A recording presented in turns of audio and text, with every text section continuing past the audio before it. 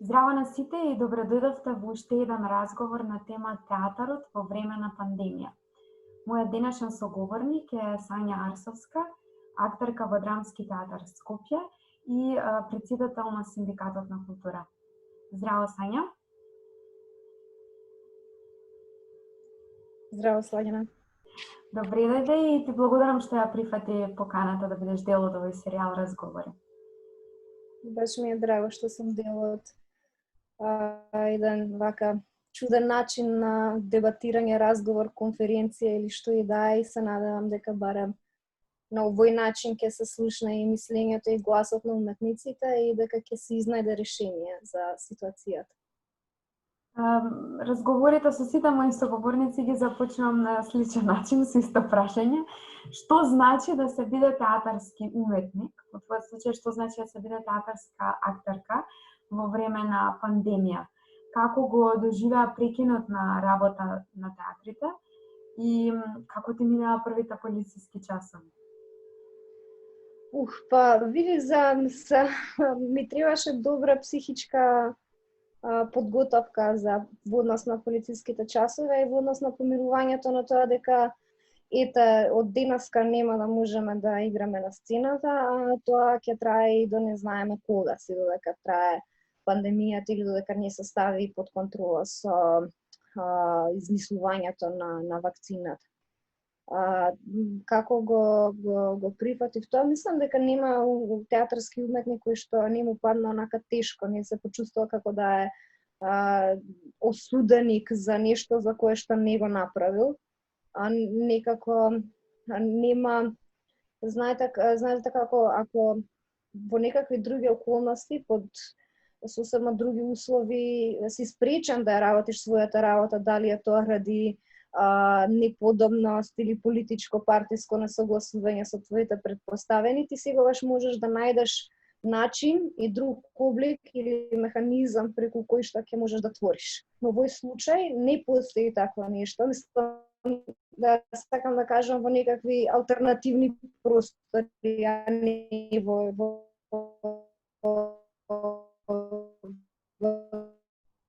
Имаме мал технички проблем, изгледа со интернетот.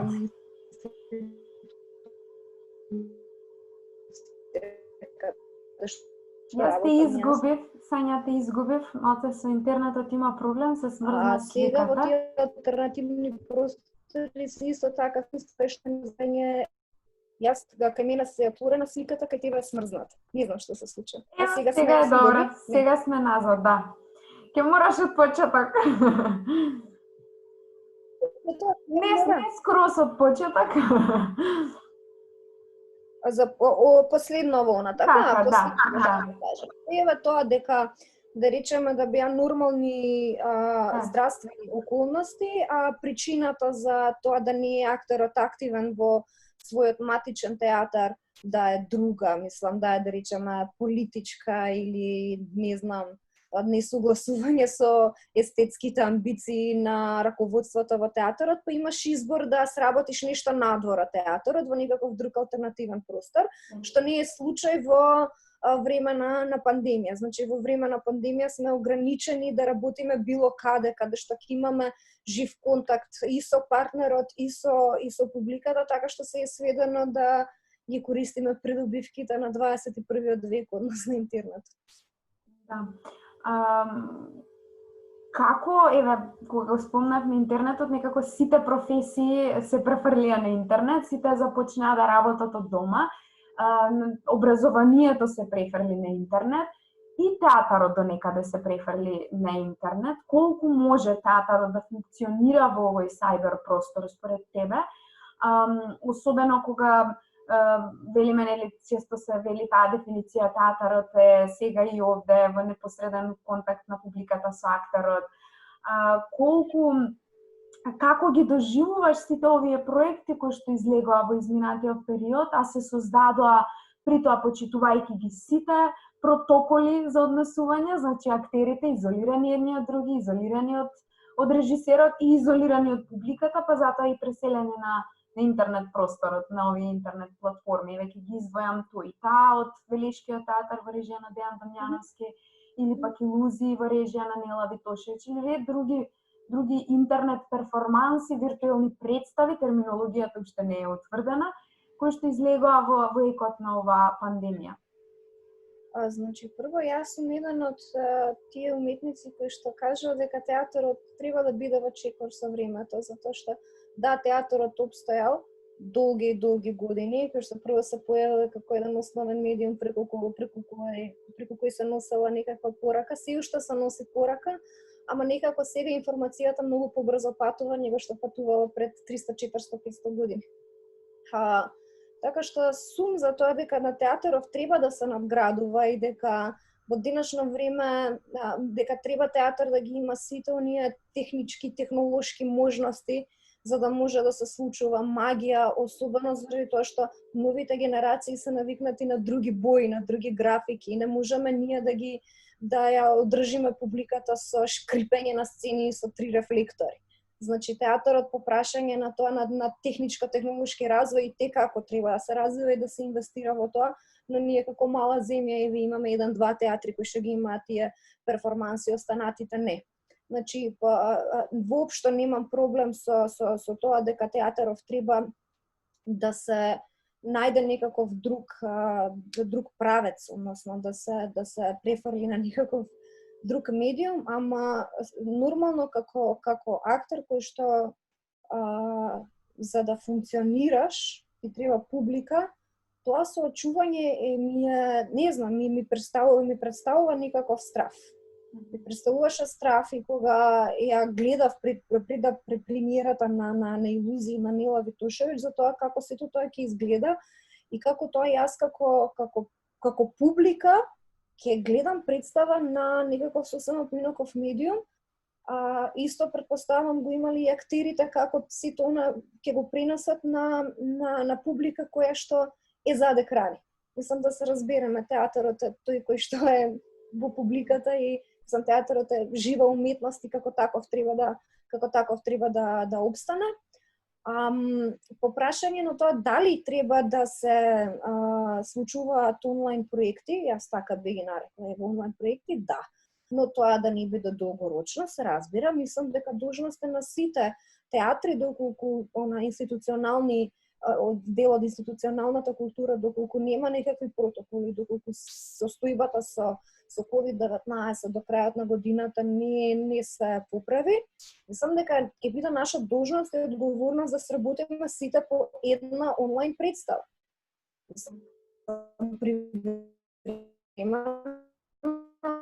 Апсолутно те изгубив Сања. Може да се функционира на тој начин. Пак се изгубивме? Пак се изгубивме, ама еве си назад, да. Пак треба нешто да повторим? Малце од крајот, ама јас инстантно губам, ме фаќа трема која ќе се смрзне сликата и заборавам што зборуваше во моментот. Малце. Ева вака, затоа што мене можеби дека интернетов ми е овде во друга соба, интернетот ми е на влез во над влезна врата и можно е овде да паѓа. Еве, ова е типичен пример за тоа што се соочува еден актер кога е во својот дом и прави едно интервју на Zoom, а замислете со што се соочуваат актерите кои што подготвуваат представа. Ето така, да. Ова беше договорено, драги гледачи? Ова режирано? Ова го изрежиравме. Да. Сакав да го поврзам ова прашање кое што го поставивме за овие проекти кои што се случија во екот на оваа пандемија сега и овде, да ги поврзаме со онлайн прикажување на веќе одиграни представи во живо. Театрите, државните театри ги отворија архивите и започнаа прикажување на стари представи, кои што други театри пак ги почнаа и лимитирано прикажување на тековни представи, се со цел да се одржи тој контакт со публиката. Како ги доживеа овие активности на театрите? Види, тоа не знам, баш некако сум контрадикторна и сама со себе. Прво кажувам дека треба да се следа, да се свртиме кон некакви нови медиуми, нови облици, а од друга страна сум за тоа традиционално гледав и своји представи на YouTube или на некој ТВ канал, мене сето тоа ми е чудно, мислам. Нормално дека во вакви услови е добро што сите театри излегоа во пресрат и најдоа на некаков начин да анимираат, ама не мислам дека тоа е правилниот начин. Добро е затоа што во смисла на представи кои што повеќе не се на репертоар, а се значајни представи за македонскиот театар, како не знам, Чернодрински се враќа дома. Или представи кои што се случувале пред 10-15 години, кои што веќе не се, па да се потсетиме каков бил театарот тогаш. Исто така, многу е жално што сите тие представи се снимани со многу лош квалитет. Значи не е тоа некоја добра продукција, па да се фалиме дека еве ние имаме представа снимена со добра продукција и еве ги пуштаме. Така. Значи, која добра продукција да изгледа убаво монтирана, да изгледа малку како филм, поинаку. А вака како што изгледа, сепак сваќаш дека подобро е да си остане во театар, отколку да биде прикажана на телевизија, затоа што и телевизискиот медиум ја губи таа магија. Мислам, боите се различни, односот е различен, играта е различна. Ние кога сме на сцена играме за публика, за публиката што е присутна во салонот, не за камерите што не снимаат. И патам тие снимки се правени баш да бидат као архивски снимки, а не да бидат као некое уметничко дело. И не може да бидат уметничко дело и баш ги уживам како архивски снимки да се потсетуваме на нив. И покрај тоа што пак кажувам, има многу значајни представи кои што јас во животот да речеме не сум ја гледала Чернодрински се враќа дома. Единствениот начин на кој што сум ја видела било на телевизија или претходно на CD. Така што е корисно, ама не мислам дека го заменува театар. Ако тоа требаше да кажам дали го заменува или не. А исто така сакам да, пошто ја спомнав само илузија, мислам како тоа квалитетно продукцијски е изведено. Она што го направи и Велешки театар, тоа што го прават и Кумановски театар со читање на приказни за деца, тоа што го направи и театар комедија со некакви си концерти, реално се наоѓаше некаков начин кој што али мислам дека тој начин се представува како одработување на плата повеќе отколку замена за недостатокот од сцената во таа што е исто така легитимно. Мислам, да, и е корисно до некаде, некои се корисни, некои не се корисни, ама сепак е ова се мое видување дека не е да речеме, знаеш, кој ќе направиме некаков проект и да речеме да, ова е тој проект кој што има некаква уметничка вредност. За уметничките вредности малце е деликатно да се дискутира. Така. Кои се твоите планови како театарска актерка, доколку оваа ситуација продолжи? Претходно спомена дека мора сите уметници да создадеме макар една онлайн представа доколку оваа ситуација продолжи. Дали планираш нешто такво ти во иднина? Јас некако во изминатиот период се остварнав на пишување, што исто така доста за мене корисно и за корисно и забавно поминато време, без никаква амбиција, седнав и земав нешто да пишувам. Не е важно што, но е сепак нешто креативно, да, ми фали сцената, и јас сум исто така актерка која што сака да зборува за решенијата, а не да ги потенцира проблемите дека сега е ковид и ние не можеме да работиме и да бев у некоја позиција кај што одлучувам. Мислам дека до сега ќе имавме некаков простор и сите театри, барем во Скопје, ќе се мобилизиравме еднаш во вечерта ќе имавме представи, секој е различен. Јас имав некаква идеја за отварање на центар за уметноста на отворено. Знаете, ги имаме ние Давот Пашина, Куршумлијан и такви сам Давот Пашина е затворен, ама Куршумлијан е отворен простор кој што е при тоа акустично одличен, каде што би требало да речеме Министерство за култура да обезбеди средства за монтирање на сцена, за создавање услови и тоа да биде центар за уметноста на отворено додека трае ковидот. Значи, тоа би можело да биде комотно до октомври месец, затоа што до октомври месец времето е, да речеме, пријатно и во вечерните часови. И во тој центар на уметноста би се случувало и театарски представи од повеќето театри, и балетски мали представи, оперски представи, и филхармониски оркестри, концерти, и ансамблите за традиционални игри и ура. Значи, буквално еден центар за уметност во време на пандемија. И сега тоа, да, и дополнително тоа што да речеме во време на пандемијава, нашите институции немаат никакви приходи.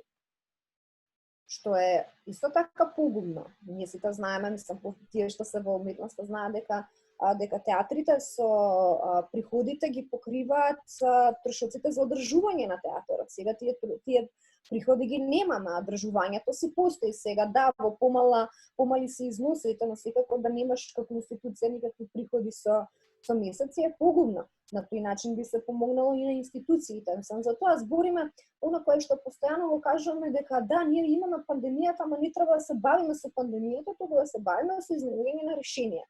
И ајде да се собираме, а пак тоа треба да биде на ниво на Министерство за култура, на некои повисоки инстанции, да донесат таква одлука дека ќе се одбере некаков простор кој што ќе екзистира како центар на уметност. Значи би се случувало театарски представи, како што веќе напоменав, што се би се случувало, плюс изложби и сами, да речеме, Куршумлијан има археолошки експонати во самиот простор. Значи, може да се најде решение, за ова ти го кажав кога се договаравме за ова, може да се најде решение, само е потребна е воља. И сега да, малце имаме инертно министерство кое што не покажува воља да се реши проблемот, а исто мислам дека и заради нивната инертност ние немаме се уште протоколи за работа. Да имавме некакви протоколи за работа, ќе работавме. И ќе инсистираме да работиме, затоа што 99% од уметниците, и да не видам 100%, да не изборам од името на сите 100%, али мислам дека едни добри 90% од уметниците сакаат да се вратат на сцената, сакаат да работат. Така. Која е позицијата, ја споменавме на почетокот, ти си председател на Синдикатот на култура, во една многу незавидна ситуација, претпоставувам, синдикатот треба да се бори за правата на работниците, а работниците во моментот единствената обврска, односно да работат, им е невозможена. Која е позицијата на Синдикатот за култура во овие услови, во вакви услови? Претпоставувам како председател не си се сретнала со вакво нешто претходно. Да, ние сме се сретнала претходно, а не сме се сретнале ни со советот на СКРМ, каде што се носат сите одлуги баш заради состојбата со пандемијата. Мислам, синдикатот е расположен за било што, само мислам нормално дека сите вработени сакаат да работат. Многу е непопуларно тоа што еве ние работиме, ние земаме плата и важиме за тие џаболебари, известници на општеството и така натаму, при тоа не е наша вина. Така што ние сме за било каков, не било каков, ние сме за протоколи за работа, но нормално да се заштитат вработените од било каква опасност. Така што е малку дискутабилно по прашање на тоа колку е синдикатот моќен, дали синдикатот треба да даде некакви решенија, синдикатот може да во случајов да каже што одговара, што не одговара за да се заштитат вработените. Така. Ти и во изминатиот период го снимате серијалот Петко, и Предпоставувам дека таму аплициравте некаков протокол. Колку тој протокол кој што таму се одвива за со оглед на тоа дека сте повторно актери во ист простор, со режисер, таму има и нели цела техника позади, технички тим. Дали тие протоколи и начинот на тоа снимање може да се можеби аплицира на театарски представи? Колку е тоа апликативно?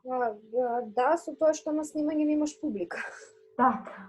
Дека да, значи, јас постојат, апсолутно постои механизам како да се заштитат сите оние кои што се дел од едно уметничко дело, постои начин како да се заштитат и на снимање малку полесно баш заради тоа што ја немаш публиката. Снимавме некои 2 недели, све беше да се заврши за побрзо време, да завршиме порано. Беше напорно. Да, не е пријатно 12 часа да се носат маски во затворен простор каде што нема уклучена клима и сето тоа, ама сите храбро и професионално го издржаа тоа и беа свесни дека тие се условите, тоа е протоколот, на сите им беше кажано сакате да работите, сакате не работите и нормално беше доста рестриктивно по прашање на движење, се знаеше кој каде седи, кој со кого разговара, како разговара.